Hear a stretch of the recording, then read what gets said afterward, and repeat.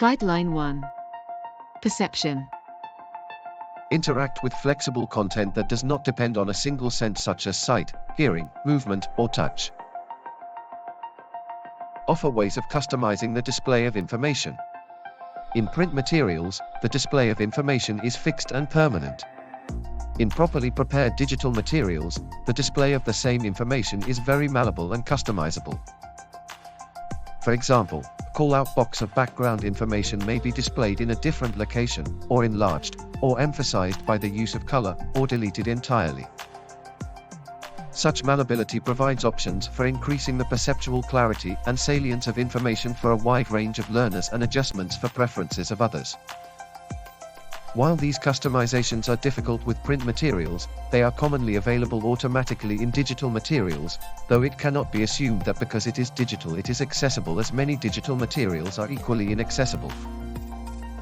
Educators and learners should work together to attain the best match of features to learning needs. Tips. Display information in a flexible format so that the following perceptual features can be varied. Check the size of text, images, graphs, tables, or other visual content. The contrast between background and text or image. The color used for information or emphasis. The volume or rate of speech or sound. The speed or timing of video, animation, sound, simulations, etc. The layout of visual or other elements. The font used for print materials. Offer alternatives for auditory information. Share information by other means, besides just listening and only verbal communication. Sound is a particularly effective way of transmitting information, which is why sound design is so important in movies, and the human voice is particularly capable of transmitting emotions and meanings. However, information transmitted exclusively through sound is not universally accessible to all students and is particularly inaccessible for students with hearing disabilities, for those who need more time to process information, or even for those who have memory difficulties. In addition, listening itself is a complex strategic skill that must be learned.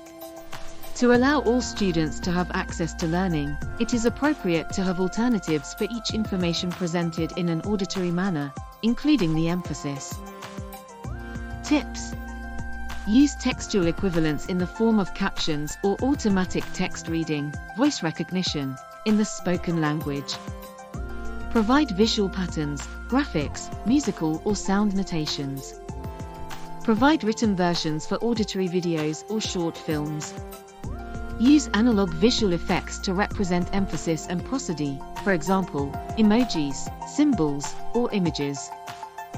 Ensure visual or tactile equivalents, example, vibrations, for sound effects or alarms. Describe visually and/or emotionally to allow musical interpretation. Offer alternatives for visual information.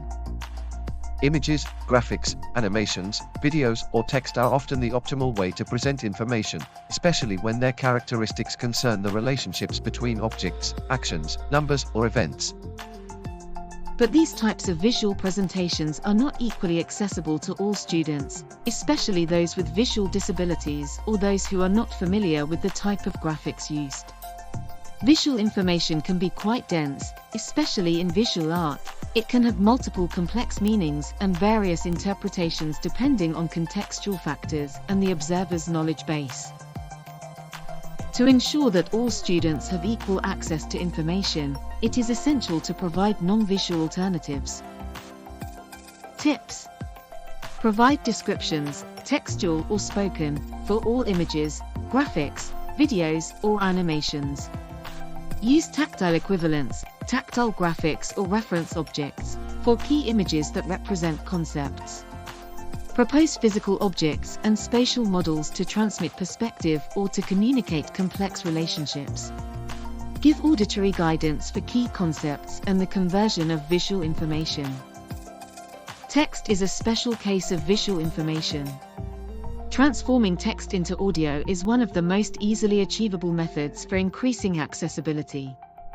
The advantage of text over audio is its permanence, but by providing a text that can be easily transformed into audio, the same permanence is achieved without sacrificing the advantages of audio. Synthetic digital text-to-speech is increasingly effective, but still disappointing in its ability to carry the precious interpretive information of intonation. It is appropriate to comply with accessibility standards, NEMAs, DAISY, etc. when creating a digital text that can be listened to. Allow a competent person, a collaborator, a colleague, or an employee to read the text aloud. And to conclude, offer access to text-to-speech software.